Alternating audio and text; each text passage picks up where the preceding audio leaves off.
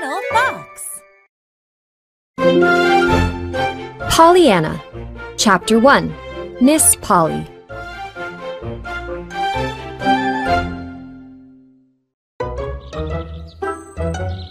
One fine June morning, Miss Polly Harrington hurried into her kitchen. Nancy, who was busy washing dishes, looked up in surprise. Although Nancy had worked for Miss Polly for only 2 months, she'd never seen her employer hurry. "Nancy!" Miss Polly said. "Yes, ma'am," Nancy answered cheerfully as she continued drying a pitcher. "When I'm speaking, you should stop working and listen," Miss Polly said in a stern voice. Nancy set the pitcher on the counter and almost tipped it over. "Yes, ma'am, I will. I only kept working because you said to hurry with the dishes this morning." Miss Polly frowned. "I didn't ask for explanations. I asked for your attention." "Yes, ma'am." Nancy struggled not to sigh. This was Nancy's first job, and she wondered if there was any way to please Miss Polly. Nancy had needed to find work when her father died suddenly. Her sick mother was left with Nancy, who was 16 and 3 younger children. Before Nancy was hired, she only knew Miss Polly as one of the wealthiest residents of Beldingsville, Vermont. Now Nancy knew her as a demanding woman who frowned if silverware clattered to the floor or doors banged. Miss Polly never smiled, even when forks and doors were silent. And she never gave Nancy a word of praise. "I want you to clean up the little room in the attic," Miss Polly said. "After you remove the trunks and boxes, sweep the floor, then set up the cot." "And where should I put the things I remove?" "In the front attic." Miss Polly paused for a moment. "I suppose I should tell you that my niece, Miss Pollyanna Whittier, is coming to live with me. She's 11 years old, and that will be her room." Nancy's face broke into a wide grin. "A little girl living here? Oh, that'll be nice." "Nice? That isn't exactly the word I'd use," Miss Polly sniffed. "However, I intend to make the best of the situation. I'm a good woman and I know my duty." Nancy blushed. "Of course, ma'am. I wasn't saying that you weren't good. I mean, I was only thinking that, well, a child might brighten things up for you." "I don't see any need for that." Miss Polly abruptly turned to leave the kitchen.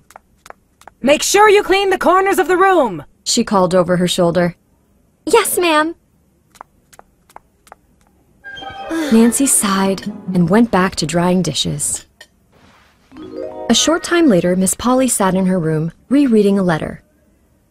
When the letter had arrived from out west, it contained an unpleasant surprise.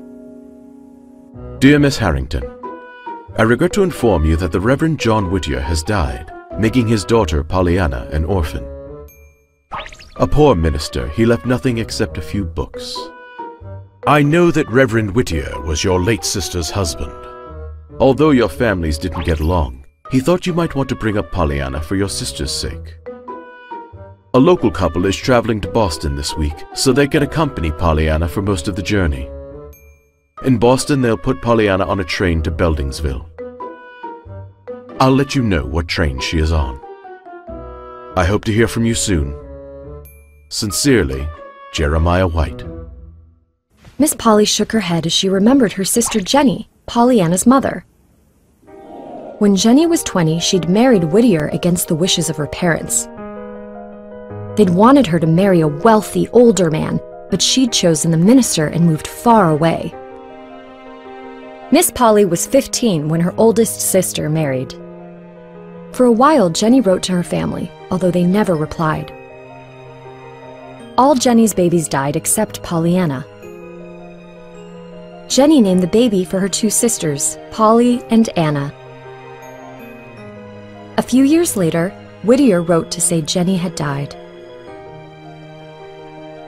Miss Polly was 40 now, and alone in the world. Her parents and two sisters had all died.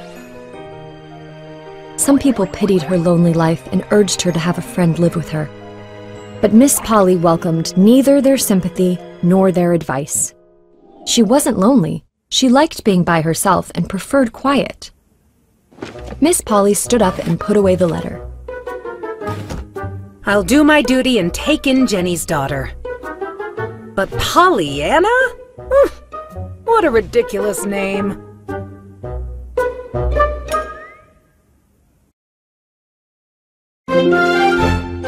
Pollyanna, Chapter 2, A Secret from the Past.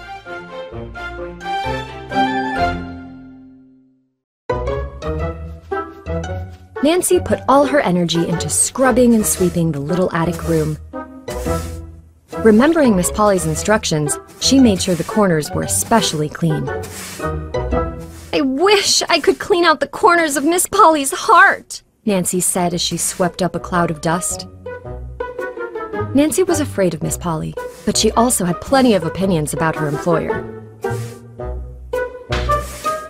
The idea of sticking that poor child way up here in this hot, tiny room? Nancy stopped to wipe some sweat from her face. In summer, it's uncomfortable, and in winter, there won't be any fireplace to warm her.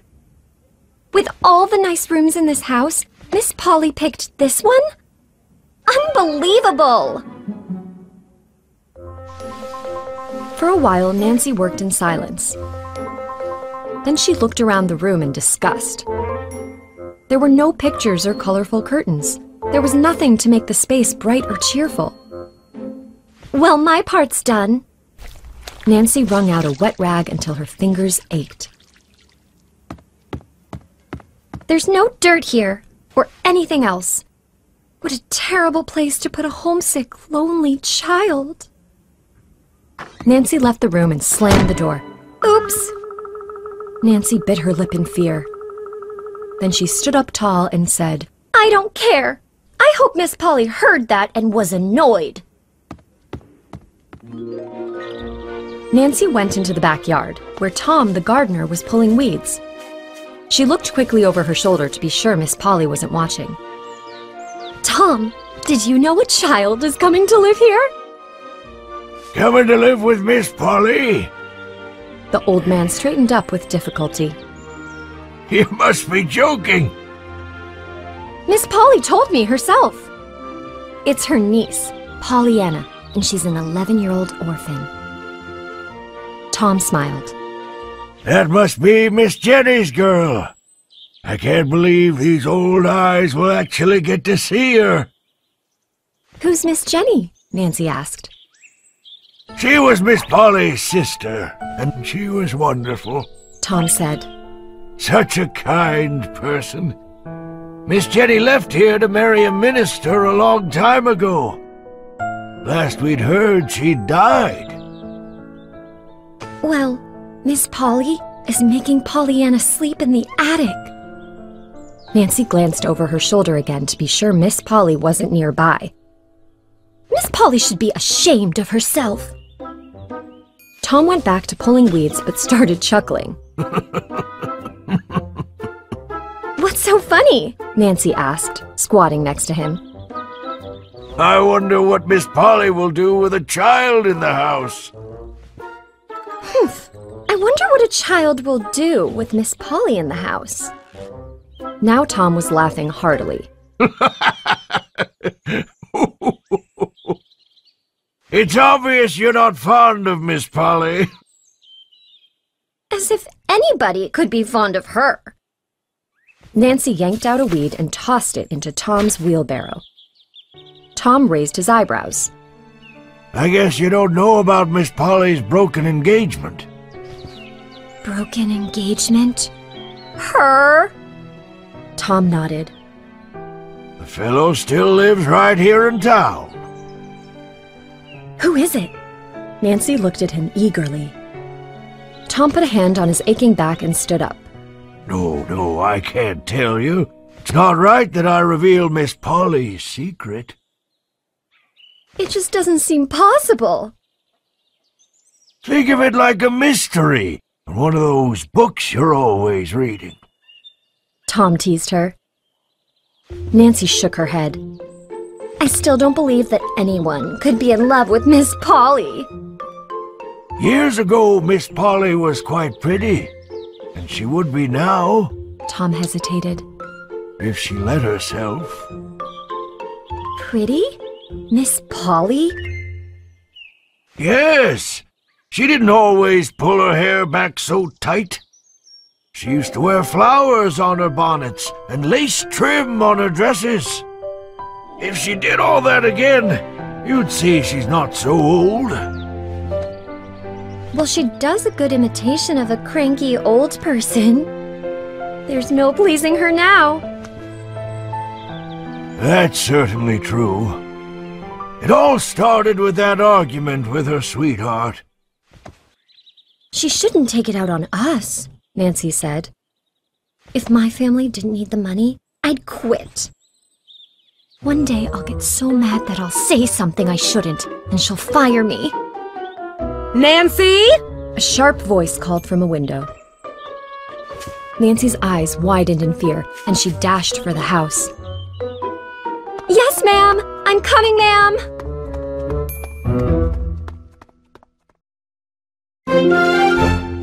Pollyanna, Chapter 3. Pollyanna Arrives.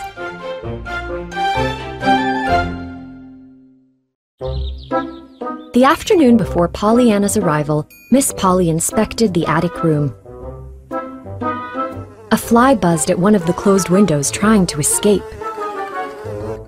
Miss Polly killed the fly, opened the window, and swept the fly outside. Then she went downstairs and stood at the kitchen door. Nancy? Miss Polly said.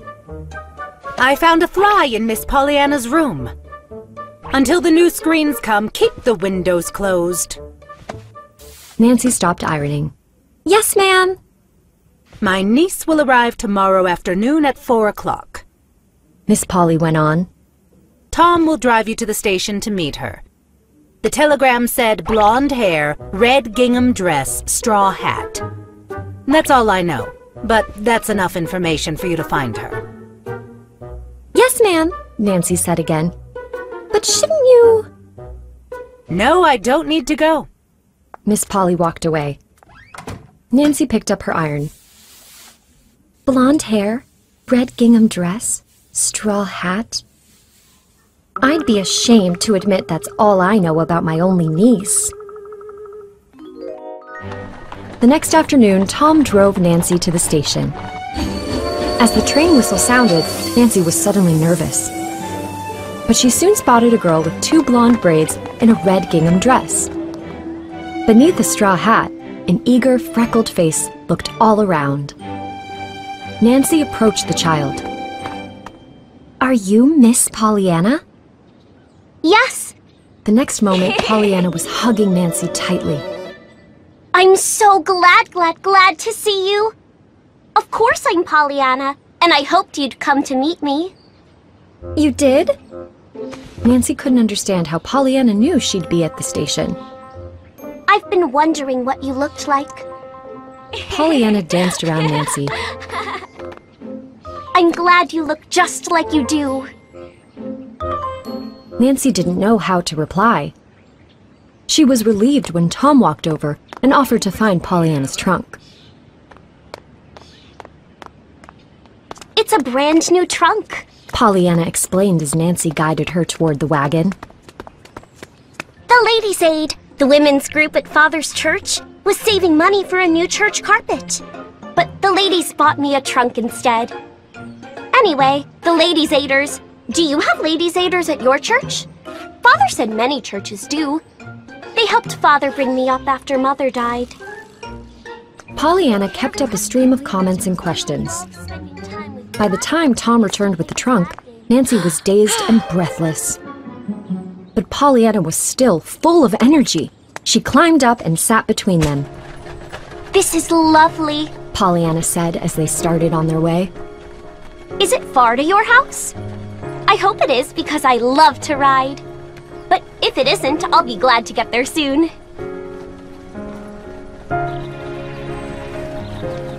What a pretty town! I knew this town would be pretty. Father told me he remembered. Pollyanna stopped, and Nancy noticed her eyes filling with tears. But in a moment, the little girl hurried on. I suppose you wonder why I'm wearing red instead of black for mourning. There wasn't anything black in the donation box at church.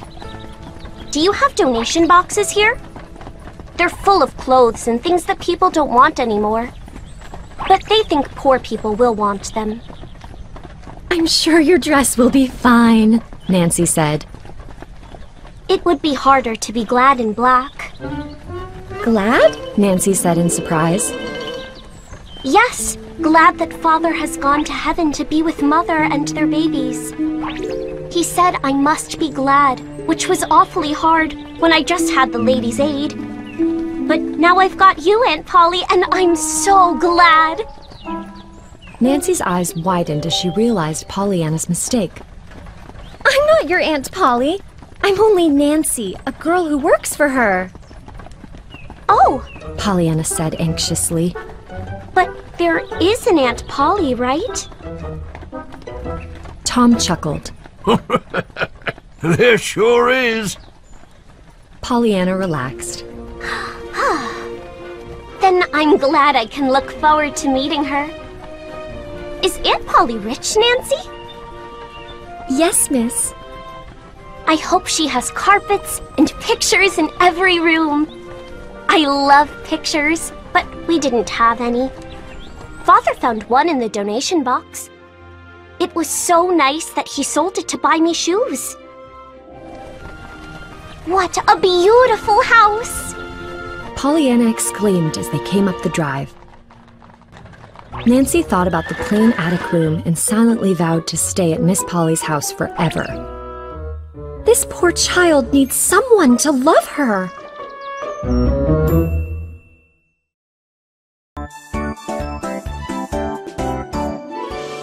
Little Fox.